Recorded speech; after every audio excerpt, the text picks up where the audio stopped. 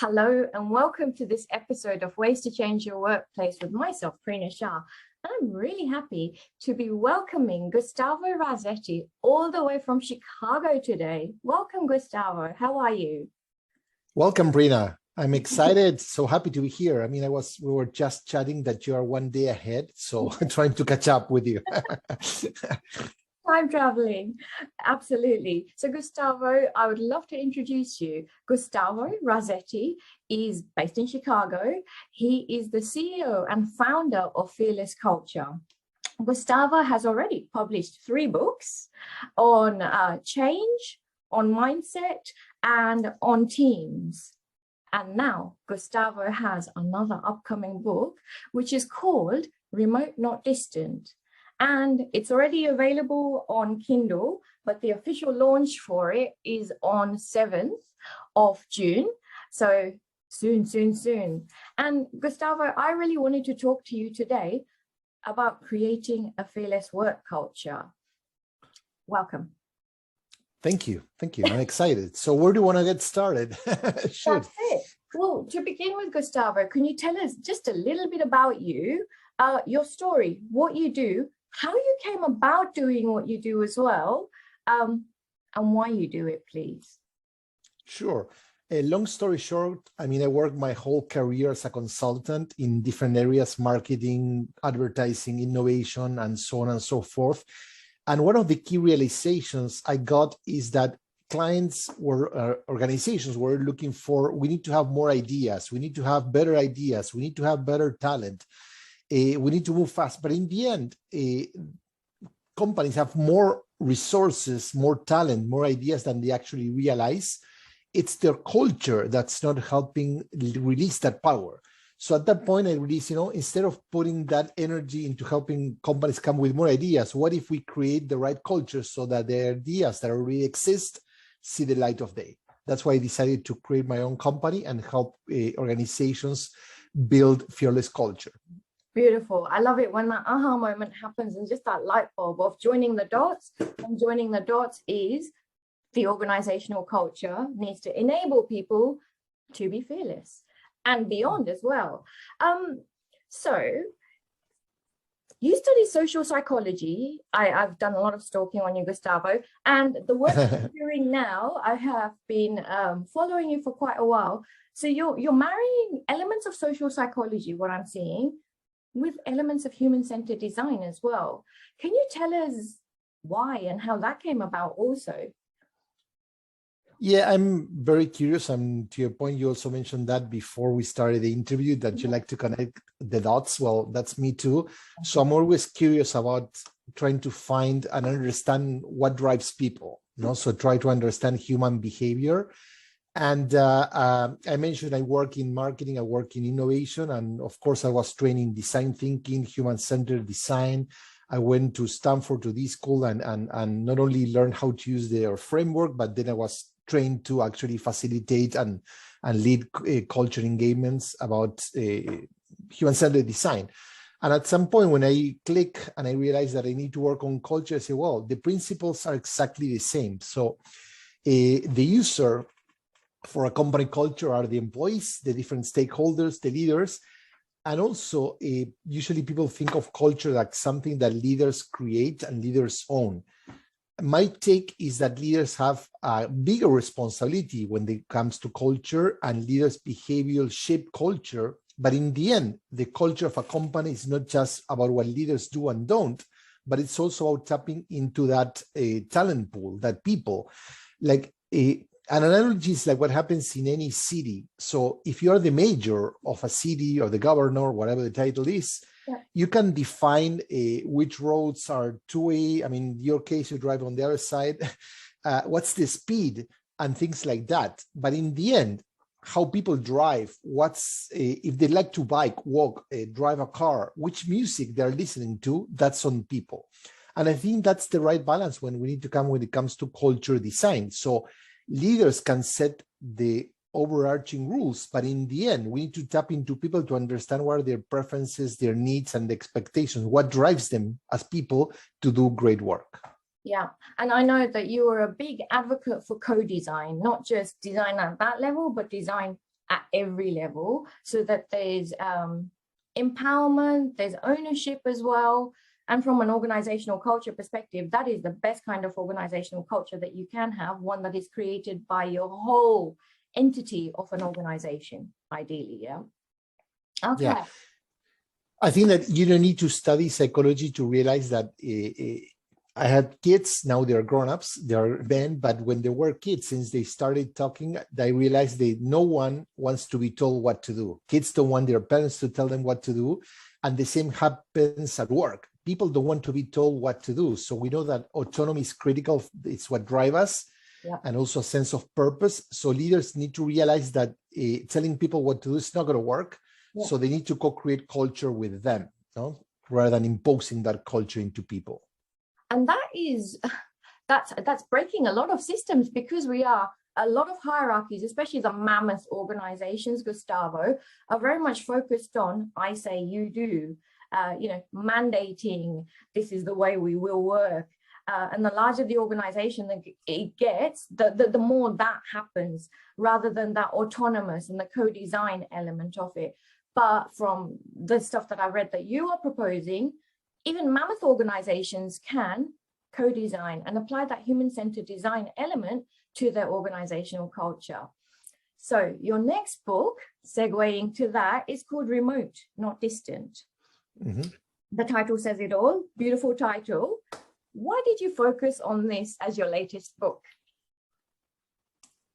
It's interesting because, to be honest, I was writing a book on culture design as a whole, and then the pandemic hit, and it was a huge shift. So I was raised, like many of us, in corporate environment, working in large offices, and always believed that people, in order to succeed and work together and collaborate, we need to be in the same room.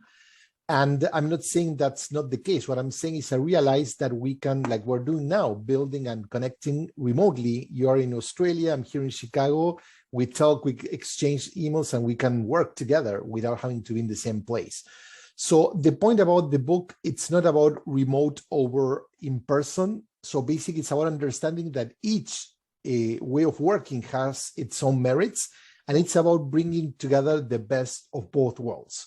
So we went through a pandemic that forced people to work remotely. Yeah. And now what's happening is employees want to continue to work mostly from home. Not all the time. They want to be flexible to have this right balance between working at the office, working at home as needed. But most leaders want people to go back to the office, and they want people to work from the office because they believe that's where culture happens. Yeah. My approach is we need to blend both. It's not one or the other. It's when does it make sense for people to work from home or wherever they want to work from, and when does it want to make sense for them to work together. Yeah. And that's kind of the key challenge. No? So basically, don't throw away all the learnings that the pandemic brought, but try to convert those learnings into something mindful moving forward. Okay, brilliant, brilliant, brilliant. Gustavo, okay, loads of questions coming your way. So we are now seeing in the world, as you've already alluded to, lots of leaders saying, okay, business as usual, come on, back to normal, back to normal, back to normal. And then there's that tension and the resistance that's created by me, who may not want to go back to business as usual, because I have had an epiphany. The pandemic has asked lots of questions of all of us. How do you respond to those leaders who are very much in that old style of mentality, who are back to business as usual, bum on seat, in the office? What would you say to such a manager or an organization who has that perspective, Gustavo? For me, it's like the first thing I would tell them is lack of common sense and lack of gratitude. So your people were able to sustain your business, to keep it running, working from home in very bad conditions. And what everyone thought it was a temporary band-aid, first it's going to take 1 week, 2 weeks, a month, and then it lasted almost 2 years. Teams and people were able to prove, leaders, that they could work remotely. So what everyone thought it's not going to work, actually it worked. So now that we have an opportunity to redesign what we need to do moving forward, rather than waste all those learnings, listen to your people. If you trusted your people when you didn't have an option, why wouldn't you trust them now that you have one? Yeah. The other thing that's important is there's a myth that the office brings the culture together. The notion of serendipity, spontaneous encounters, that drives innovation, that drives magic. That's not true. There's no research in the past decades, not even recently, that shows that that's the case, and that's a debunked myth. Actually, what happens in what they call the water cooler conversations usually brings the worst out of culture, no?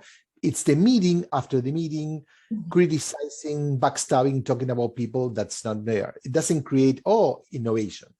Innovation needs to be designed, and you can do that in an in-office environment, in a remote environment, and in a hybrid environment. There are many companies that have been working remotely 100%, and they're being successful. So it's not about how you do it, but how you design the experience. The other thing that's important is we need to stop thinking about the office versus not the office, because in the end, what people are looking for is schedule flexibility. That's the key new theme. People want to design their work experience around their life experience and not the other way around. Yeah. So if I'm a night owl and I like to work at night and I'm perform better, well, when I write at 9 p.m. at midnight, and sometimes I stay until 2 a.m. writing, because that's where my brain is working and focused. So the leaders need to understand, don't dictate the rules, create an environment where people can do their best work, and what works great for a team might not work great for another team. And that's what I need to design. So, and if people are going to go back to the office, when they do for a week, for 2 days, make it matter, make it meaningful. Don't just get together to basically show that they are there. Yeah. And that's a lot of what's happening. And I'm hearing lots of complaints about, oh my gosh, I have to commute again. And what's the point of it? I could be doing the same thing at home, but now it's just costing me a bomb as well. Okay. Gustavo, you are super generous in your book.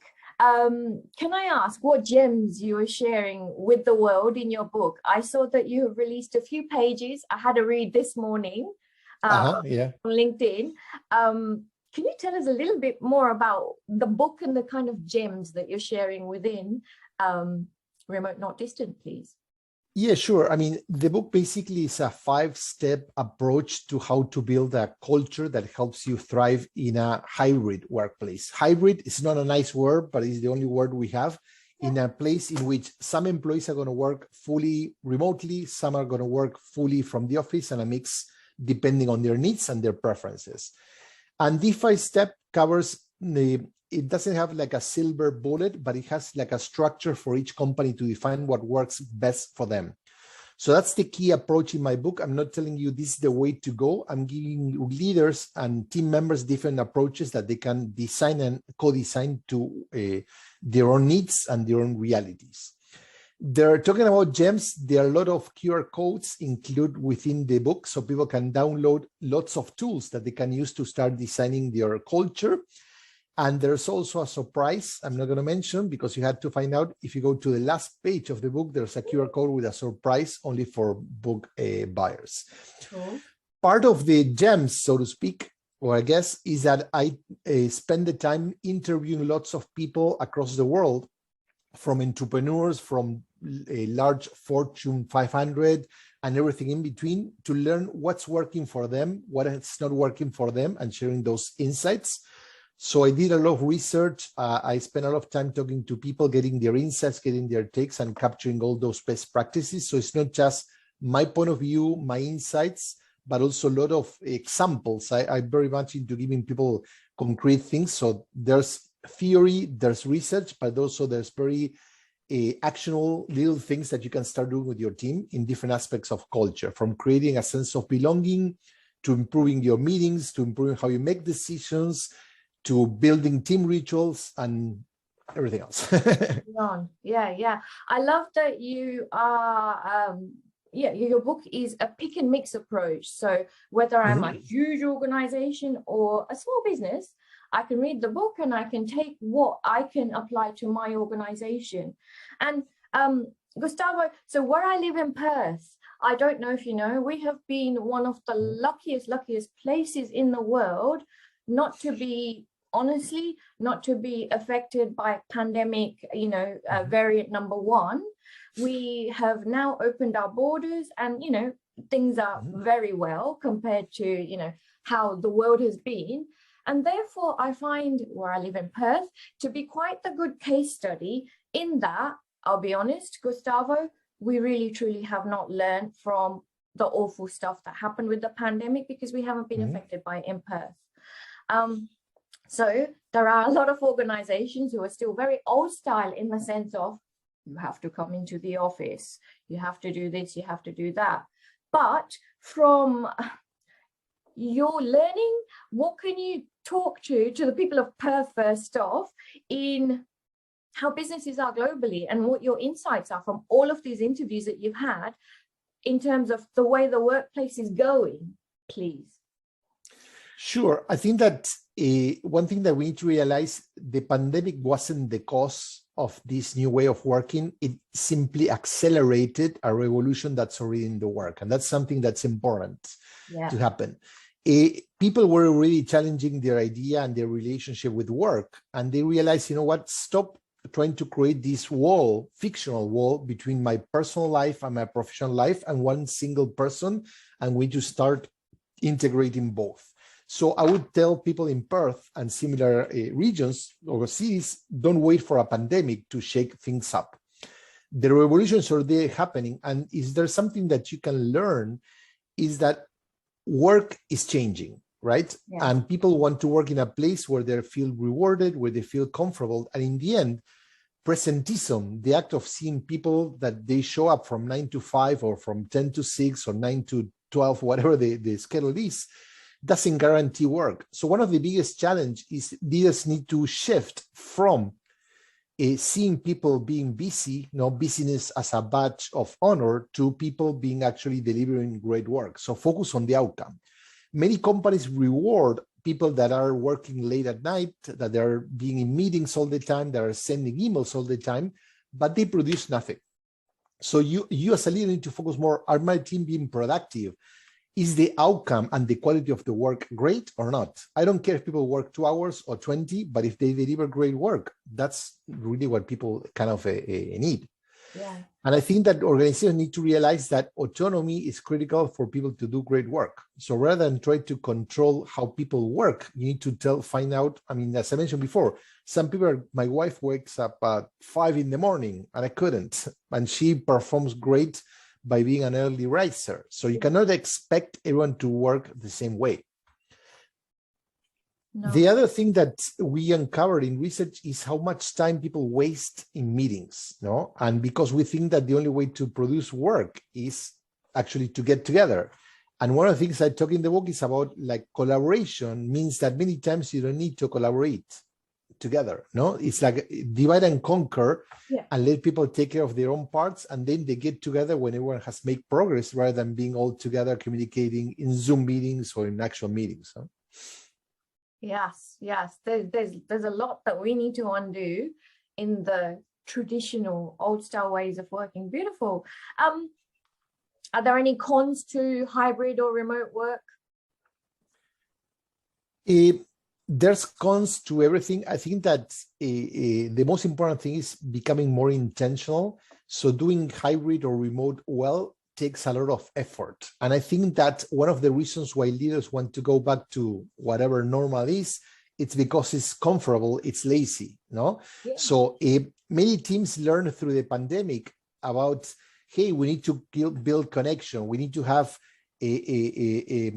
checking rounds to make sure that people are taken care of, that people can share this stuff. And then at some point they stop doing it. And now that they want to go back into the office, they want to stop taking care of the culture. So if you want to do it right, whether you work in the office or a mix of office and remote, you need to take care of the culture. You need to take care of the people. You need to make room. So 10% of the time that you spend together needs to be invested in personal development, in team development. Yeah, it's that human connection. Absolutely. So, Gustavo, you have interviewed hundreds of people, as you said, for your book. Have you come across any unexpected pros of working in a hybrid manner? Things that we don't know yet from your perspective? Well, that's a good question. I think that even people in very senior executive positions, they are realizing that basically most of the things that they were missing from the office were actually more of a myth than a reality. Some people missed the space because they felt safer there in terms of feeling like, for example, if you're a leader and you have a corner office, then, well, people have to get to you and you feel more important. But now that you're working from home, you just become one of these rectangles in the Zoom call. Yeah. And that has been, but on the other hand, many people, even in senior positions, have realized because they are women, they belong to minority groups, they are more introverts, that they feel safer working from home than they were in the office, that they felt that there was more microaggressions when they were in the same room with people than now they are in the office, in the working from home. Fascinating insights. I think we're going to be learning so much more as well. Brilliant. Gustavo, I have looked at your website and you are super generous. So for our listeners, I am going to put Gustavo's details in our show notes. Now, Gustavo, I have a question for you. You share so much open source free material on your website in the form of templates and tools and all sorts. What drove you to be so open with your material? Why not? That's the way to take it. I think that we need to be generous. We need to be open in order to change the world or change a team or change a company, no one can do it alone. We talk about co-creation, and co-creation starts by sharing what you know with others, so people can share what they know with you. It's like trust. I always say that trust is a two-way street, but someone needs to take the first step.